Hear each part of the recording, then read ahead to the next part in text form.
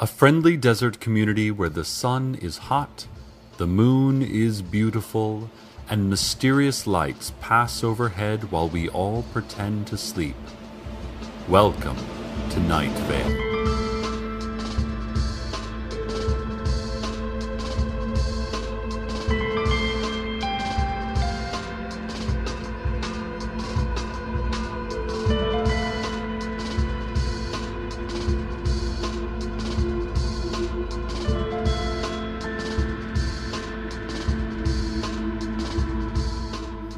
Hello, listeners.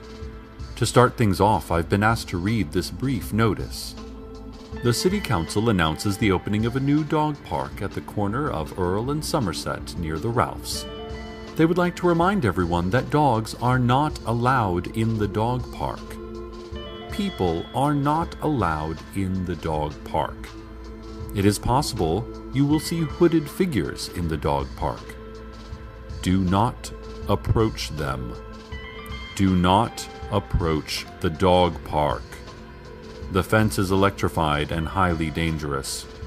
Try not to look at the dog park, and especially do not look for any period of time at the hooded figures. The dog park will not harm you. And now the news. Old woman Josie, out near the car lot, says the angels revealed themselves to her. Said they were 10 feet tall, radiant, and one of them was black. Said they helped her with various household chores. One of them changed a light bulb for her, the porch light. She's offering to sell the old light bulb, which has been touched by an angel. It was the black angel, if that sweetens the pot for anyone. If you're interested, contact old woman Josie. She's out near the car lot. A new man came into town today. Who is he? What does he want from us? Why his perfect and beautiful haircut? Why his perfect and beautiful coat? He says he is a scientist. Well, we have all been scientists at one point or another in our lives. But why now? Why here? And just what does he plan to do with all those breakers and humming electrical instruments in that lab he's renting?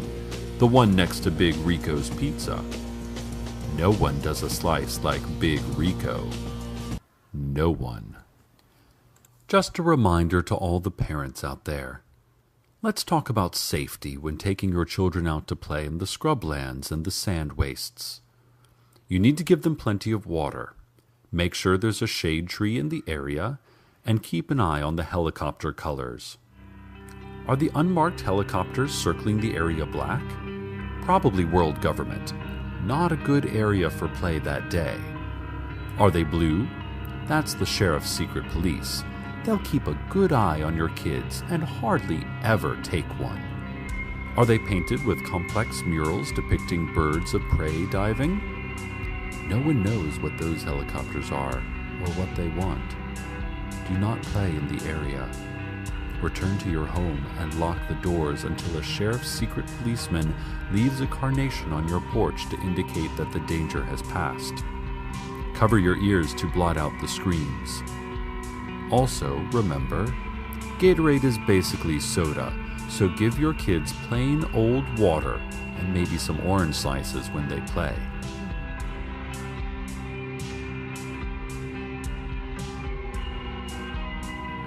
A commercial airliner flying through local airspace disappeared today, only to reappear in the Night Vale Elementary Gymnasium during basketball practice, disrupting practice quite badly.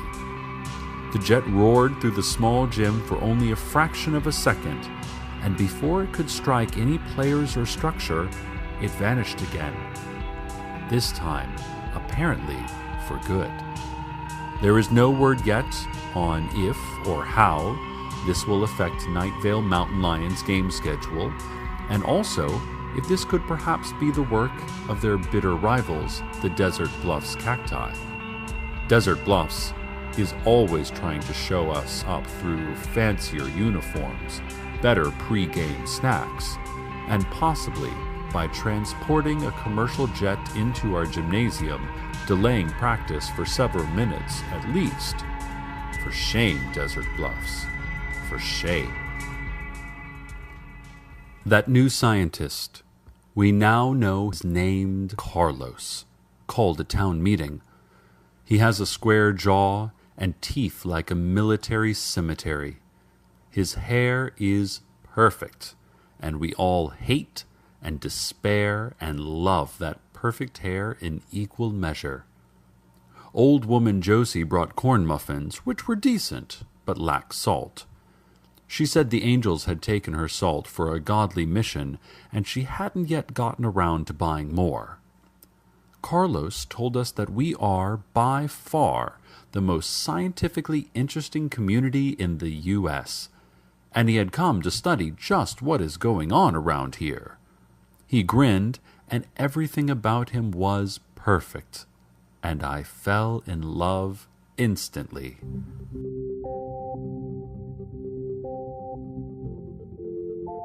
Government agents from a vague yet menacing agency were in the back, watching. I fear for Carlos. I fear for Night Vale. I fear for anyone caught between what they know and what they don't yet know that they don't know.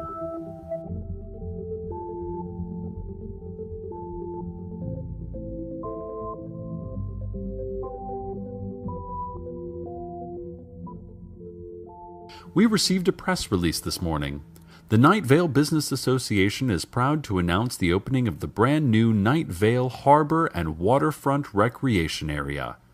I have been to these facilities myself recently on their invitation, and I can tell you that it is absolutely top of the line and beautiful. Sturdy docking areas made from eco-friendly post-consumer material. A boardwalk for pedestrians, and plenty of stands ready for local food vendors and merchants to turn into a bustling public marketplace. Now, there is some concern about the fact that, given we are in the middle of a desert, there is no actual water at the waterfront. And that is a definite drawback. I agree. For instance, the boardwalk is currently overlooking sagebrush and rocks. The Business Association did not provide any specific remedies for this problem, but they assured me that the new harbor would be a big boost to Night Vale nonetheless. Maybe wait until a flash flood and head down there for the full waterfront experience. The local chapter of the NRA is selling bumper stickers as part of their fundraising week. They sent the station one to get some publicity, and we're here to serve the community, so I'm happy to let you all know about it. The stickers are made from good, sturdy vinyl, and they read, "Guns don't kill people. It's impossible to be killed by a gun. We are all invincible to bullets, and it's a miracle." Stand outside of your front door and shout NRA to order one.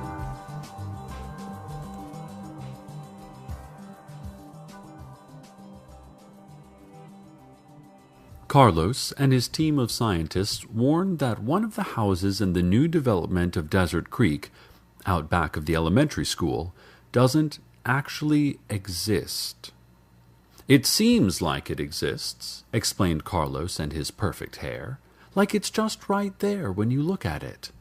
And it's between two other identical houses, so it would make more sense for it to be there than not. But, he says, they have done experiments and the house is definitely not there." At news time, the scientists are standing in a group on the sidewalk in front of the non-existent house, daring each other to go knock on the door. A great howling was heard from the Night Vale post office yesterday. Postal workers claim no knowledge, although passers-by describe the sound as being a little like a human soul being destroyed through black magic.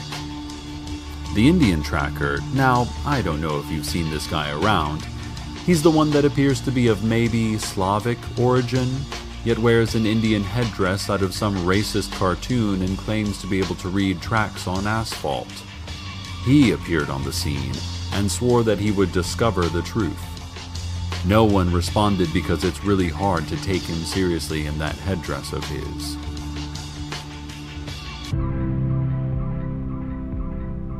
Lights seen in the sky above the Arbys.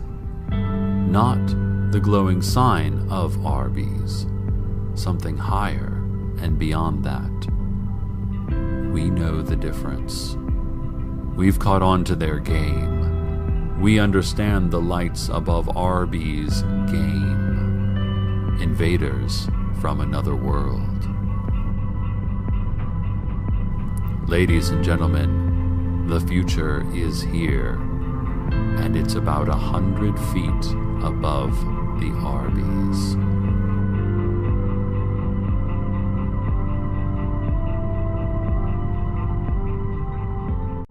Carlos and his scientists at the monitoring station near Route 800 say their seismic monitors have been indicating wild seismic shifts, meaning to say that the ground should be going up and down all over the place. I don't know about you folks, but the ground has been as still as the crust of a tiny globe rocketing through an endless void could be. Carlos says that they've double-checked the monitors and they are in perfect working order. To put it plainly, there appears to be catastrophic earthquakes happening right here in Night Vale that absolutely no one can feel. Well, submit an insurance claim anyway. See what you can get, right? Traffic time, listeners.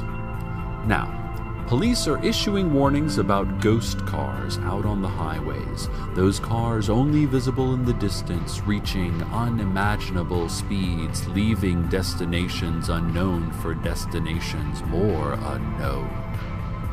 They would like to remind you that you should not set your speed by these apparitions, and doing so will not be considered following the flow of traffic. However, they do say that it's probably safe to match speed with the mysterious lights in the sky, as whatever entities or organizations responsible appear to be cautious and reasonable drivers. And now, the weather. The old church down the street, concrete beneath my feet, the shadows of the leaves. These and more than these and more than these, digging deeper. These and more than these, you gotta dig in deeper. I speak in ancient tongues, I stare straight at the sun. What I've done can't be undone. These and more than these and more than these, digging deeper. These and more than these, you gotta dig in deeper. Blood on my hands, but none on my soul. Someday, God willing, I will be whole. And up above, I feel the love from every star in the sky. I'll never be alone, I will never cry. I'll never be alone, I will never die.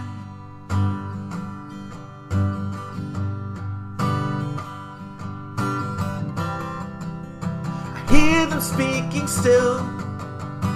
My will is not my will. I wonder what is real. These and more than these and more than these, digging deeper. These and more than these, you gotta dig in deeper.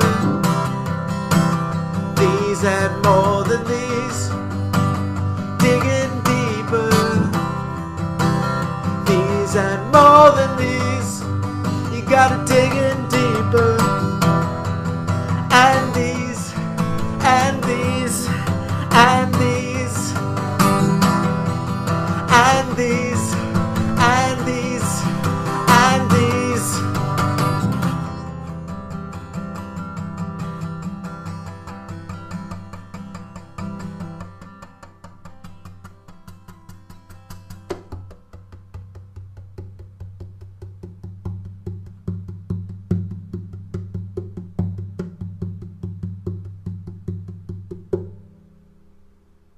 Welcome back, listeners.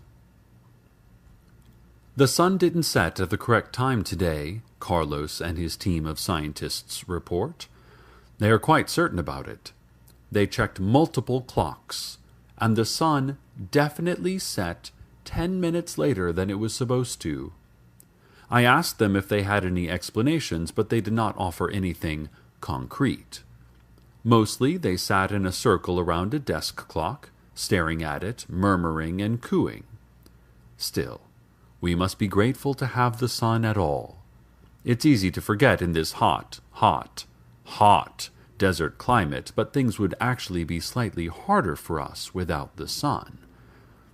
The next time the sun rises, whatever time that turns out to be, take a moment to feel grateful for all the warmth and light and even, yes, extreme heat that our desert community is gifted with.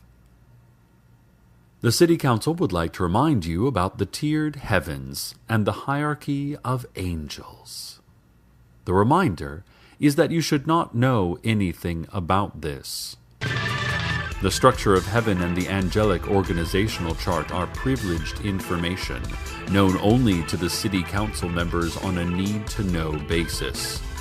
Please, do not speak to or acknowledge any angels that you may come across while shopping at the Ralphs or at the Desert Flower Bowling Alley and Arcade Fun Complex. They only tell lies and do not exist. Report all angel sightings to the City Council for treatment. And now for a brief public service announcement. Alligators. Can they kill your children? Yes. Along those lines, to get personal for a moment, I think the best way to die would be swallowed by a giant snake. Going feet first and whole into a slimy maw would give your life perfect symmetry.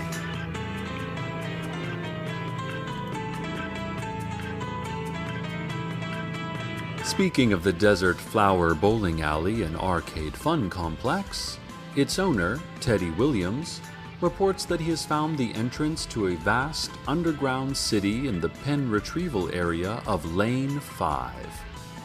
He said he has not yet ventured into it, merely peered down at its strange spires and broad avenues. He also reports voices of a distant crowd in the depths of that subterranean metropolis. Apparently, the entrance was discovered when a bowling ball accidentally rolled into it, clattering down to the city below with sounds that echoed for miles across the impossibly huge cavern. So, you know, whatever population that city has, they know about us now, and we might be hearing from them very soon. Carlos, perfect and beautiful, came into our studios during the break earlier, but declined to stay for an interview. He had some sort of blinking box in his hand, covered with wires and tubes. Said he was testing the place for materials. I don't know what materials he meant, but that box sure whistled and beeped a lot. When he put it close to the microphone, it sounded like, well, like a bunch of baby birds had just woken up. Really went crazy. Carlos looked nervous. I've never seen that kind of look on someone with that strong of a jaw. He left in a hurry. Told us to evacuate the building. But then, who would be here to talk sweetly to all of you out there? Settling in to be another clear night and pretty evening here in Night Vale. I hope all of you out there have someone to sleep through it with, or at least good memories of when you did. Good night, listeners. Good night.